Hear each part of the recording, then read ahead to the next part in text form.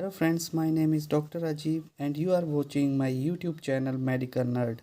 आज हम बात करेंगे कार्डिक आउटपुट को कंट्रोल करने वाले second factors that is output factors के बारे में। तो वीडियो को एंड तक ज़रूर देखना। इसमें हम बात करेंगे फ्रैंक स्टार्लिंग लॉ के बारे में। बेसिकली ये लेक्चर ओरिएंटेड है फ्रैंक स्टार्लिंग फोर्सेस के बारे में, तो आपको ये लेक्चर पसंद आएगा। हैं आउटपुट फैक्टर्स। देखिए आउटपुट फैक्टर्स में हमने कुछ तो पहले भी कवर किया है, जैसे कि उसमें कौन कौन से हमारे पास आउटपुट फैक्टर्स में न्यूरल फैक्टर्स में हमने पढ़ा था ना, जब हमने रेगुलेशन ऑफ हार्ट बीट पढ़ी थी तो उसमें हमने न्यूरल फैक्टर्स पढ़े थे, सिंपैथेटिक पैरासिम्पैथेटिक। ठीक है, वो क्या थे? कार्डियो एक्सेलरेटरी और कार्डियो इनहिबिटरी थे। इसके बारे में अगर आपने डिटेल में जानना है तो आप मेरा पिछला वीडियो देख लेना। ठीक है, तो ये हो गए हमारे पास न्यूरल फैक्टर्स। हमने हार्मोनल फैक्टर्स भी पढ़े थे। हार्मोनल फैक्टर्स में जैसे एड्रीनलिन हो गया, ठीक है, और थायराइड हार्मोन्स, वो कैसे कार्डियो एक्सेलरेटरी होते हैं और अल्टीमेटली कैसे वो कार्डियक आउटपुट को बढ़ा देते हैं। यहाँ पे हम मेनली बात करेंगे अब फोर्स ऑफ कॉन्ट्रैक्शन की। ठीक है, तो force of contraction is directly proportional to initial length of the ventricles. अब इसमें क्या बोलना चाह रहे हैं कि जो लेंथ होगी, इनिशियल लेंथ ऑफ वेंट्रिकल्स, वो जितनी ज़्यादा लंबा होगा या फिर लार्ज होगा उतनी ही ज़्यादा फोर्स ऑफ कॉन्ट्रैक्शन जो है वो जनरेट होगी, और इसको हम बोलते हैं फ्रैंक स्टार्लिंग्स लॉ। ठीक है, तो फ्रैंक स्टार्लिंग्स लॉ के अकॉर्डिंगली स्ट्रेच जो है that is directly proportional to force. इसको हम एक एग्जांपल से समझते हैं।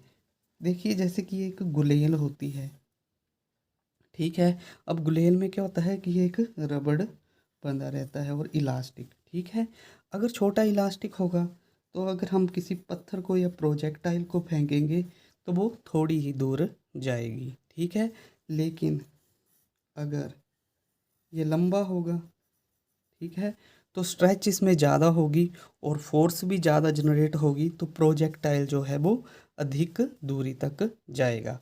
या फिर हम इसको एक और एग्जांपल से समझते हैं। ठीक है, तो हमारे पास मान लीजिए कि एक बैलून है, एक हमारे पास छोटा बैलून है, उसके आगे हम एक पाइप लगा देते हैं।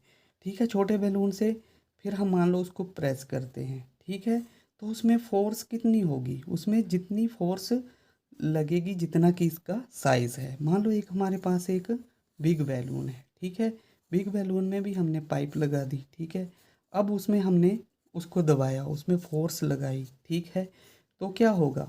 उसमें ज़्यादा फोर्स लगेगी, ऑब्वियस है, क्योंकि उसका साइज़ ज़्यादा है। मान लो इसके अंदर हम पानी ही भर देते हैं। ठीक है, अगर इसको वाटर से हमने भर दिया, ठीक है, तो इसमें ज़्यादा वाटर निकलेगा।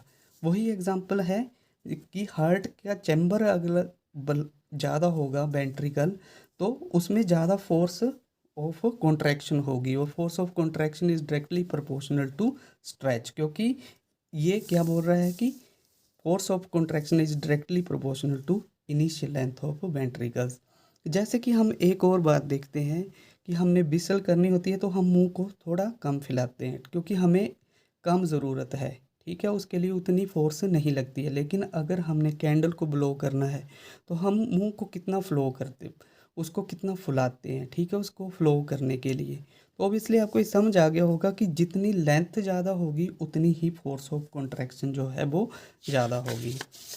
अलग अगले फैक्टर हैं हमारे पास डायस्टोलिक पीरियड और कोरोनरी परफ्यूज़न। कोरोनरी परफ्यूज़न क्या है कि कोरोनरी आर्टरीज होती हैं हार्ट में। देखिए हार्ट ब्लड को तो पंप करता है, ठीक है, लेकिन उसका खुद का भी सिस्टम है, उसको भी तो ब्लड चाहिए। ठीक है, ब्लड क्यों चाहिए होता है? क्योंकि ऑक्सीजनेशन के लिए चाहिए होता है। ठीक है, ऑक्सीजन को कैरी करता है ना, तो ऑक्सीजन क्यों चाहिए होती है? ऑक्सीजन चाहिए होती है ऑक्सीडेशन के लिए, जो हमारे पास न्यूट्रिशन होता है उसको ऑक्सीडाइज करने के लिए, और उससे फिर हमें एटीपीज मिलते हैं।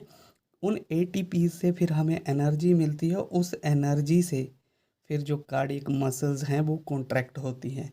तो coronary perfusion is directly proportional to cardiac output. अगर कोरोनरी परफ्यूज़न ठीक नहीं होगा तो कार्डियक आउटपुट जो है वो मेंटेन नहीं होगी।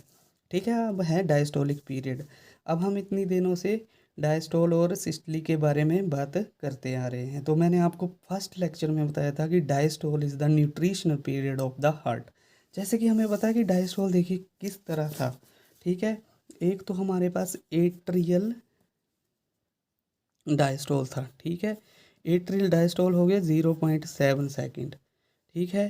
फिर हमारे पास था ventricular systole, sorry ventricular diastole, वो कितना था 0.5 सेकेंड, ठीक है। और फिर जॉइंट डायस्टोल अलग से था, ठीक है, वो था 0.4 सेकेंड, ठीक है। तो इतना सारा डायस्टोलिक पीरियड हमारे पास इसीलिए था क्योंकि हार्ट अगर काम करता रहेगा तो वो क्या होगा, वो थक जाएगा, ठीक है।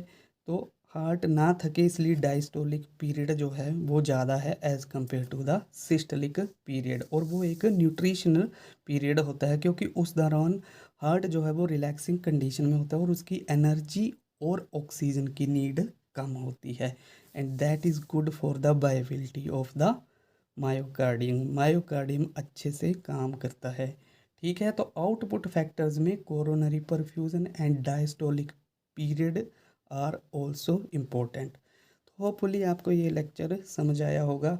इसमें मैंने आपको डिटेल में कार्डियक आउटपुट को जो फैक्टर कंट्रोल करते हैं, whether they are input factors और आउटपुट फैक्टर्स, इनके बारे में मैंने आपको डिटेल से बता दिया है।